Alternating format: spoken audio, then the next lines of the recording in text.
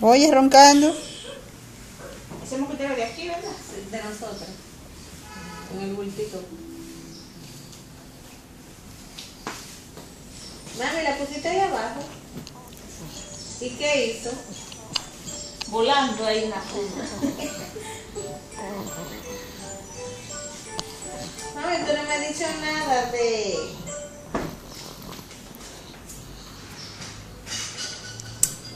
Gracias. Como dice Rodrigo, ok. Espérate. Estás roncando, Luisito.